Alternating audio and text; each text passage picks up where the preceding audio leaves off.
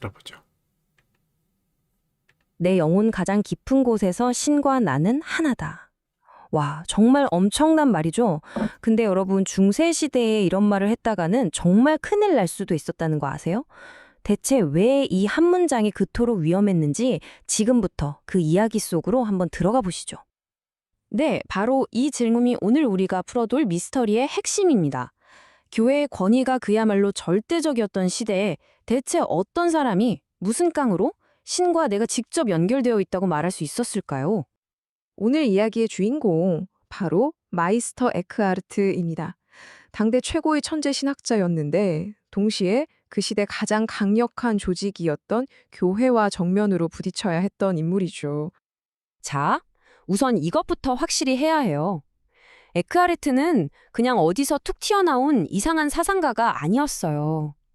당시에 완전 슈퍼스타 설교가였고 모두가 존경하는 신학의 대가였습니다. 진짜 문제는 그의 생각이 교회가 정해놓은 선을 살짝, 아니, 아주 대담하게 넘어서고 있었다는 거죠. 그럼 도대체 뭐가 그렇게 문제였을까요? 뭐가 그를 논란의 한가운데로 밀어넣었을까요? 모든 건 바로 우리 영혼 깊숙한 곳에 숨겨져 있다는 신성한 연결고리, 여기에 대한 그의 혁명적인 아이디어에서 시작됩니다. 에크하르트 사상의 진짜 핵심은 바로 영혼의 불꽃, 독일어로는 질렘푼클라인이라는 개념이에요. 정말 놀랍지 않나요?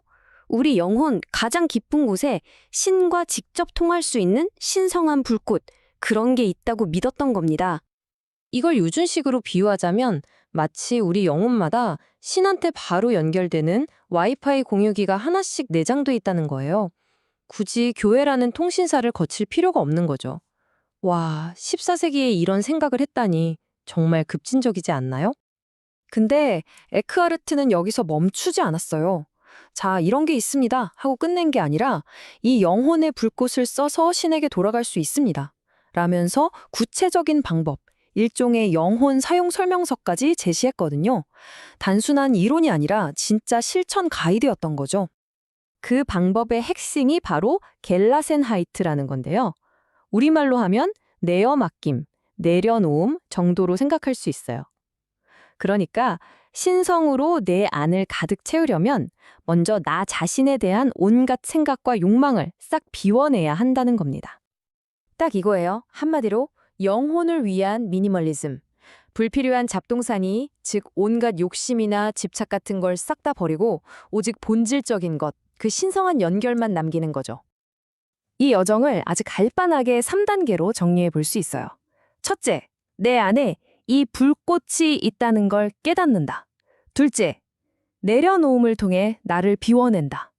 그러면 마지막 셋째, 내 영혼 안에서 신이 태어나는 듯한 그런 신비로운 합의를 경험하게 된다는 거죠. 아니, 근데 이렇게 들어보면 뭔가 되게 아름답고 영적인 가르침 같잖아요? 근데 대체 왜 당시 교회는 이걸 엄청난 위협으로 받아들였을까요? 네, 바로 여기서부터 에크하르트와 거대한 권력의 정면 충돌이 시작됩니다. 갈등의 핵심은 아주 명확했어요. 에크하르트는 여러분, 신과 직통으로 만날 수 있습니다 라고 말한 거고, 교회는 아니, 신을 만나려면 반드시 그러니까 사제와 교회의 성사를 거쳐야만 합니다 라고 가르쳤죠. 자, 감이 오시죠? 에크하르트의 주장은 교회의 존재 이유 자체를 흔들어 버릴 수 있는 진짜 위험천만한 생각이었던 거예요. 결국 터질 게 터지고 맙니다.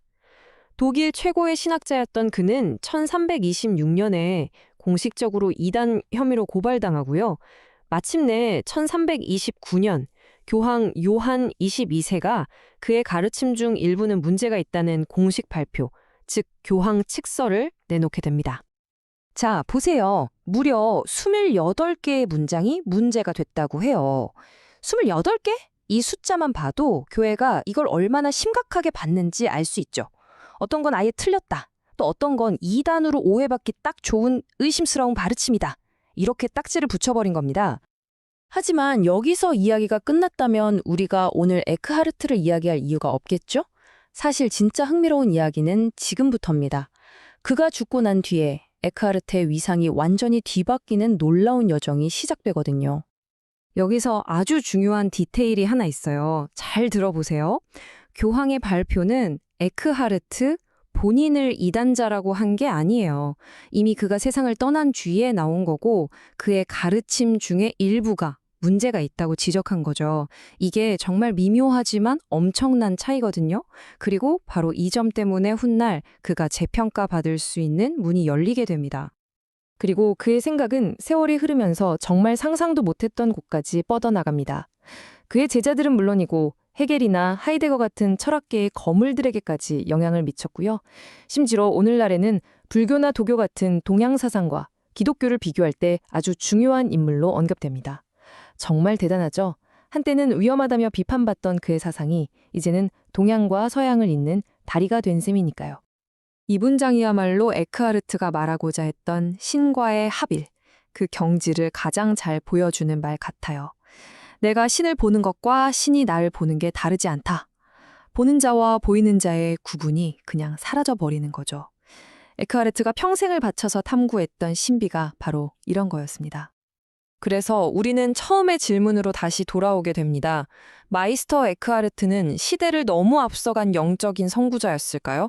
아니면 신과 인간의 경계를 허물려 했던 위험한 사상가였을까요? 여러분은 어떻게 생각하세요? 어쩌면 그 답은 역사책이 아니라 우리 각자의 영혼 가장 깊은 곳, 그 불꽃 안에 있을지도 모르겠습니다. 네, 마이스터 에카르트. 문제적 인물이죠. 그러게요. 뭐, 재밌다고도 보여져요. 중세의 신학에 꽂힌 토마스 아퀴나스의 신학대전이 나왔을 때 거기에 대해서 신비주의적인 그런 면으로 도전을 하고 또 아퀴나스적인 방법보다는 좀 더 신비주의적인 그런 방법이 필요하다라고 생각했던 사람이 보나벤투라라는 사람이 있었죠. 그렇지만 그의 생각에는 대부분 아퀴나스랑 비슷한 신앙과 이성이 조화를 이루어야 되고 어떻게 이루을 수 있을까에 대해서 내면 세계를 통해서 이룰 수 있다. 내면 세계를 돌아보는 것이 진정으로 이성과 신앙이 하나 되는 길을 찾는 것이다. 이런 면에서 신비주의적인 내면 세계의 경험이라는 면에서 신비주의적인 그런 접근을 했다면 데카르트는 그 부분을 이제 인간 내에 하나님과 만나는 장소는 인간 내면에 있다. 즉 외면, 교회의 성사라든지 또는 신학이라든지 어떤 객관적인 외부 세계가 아니라 내면에만 있다고 생각하는 그런 면이 이제 굉장히 강조된 그런 신학자였지 않나 이렇게 보여지네요.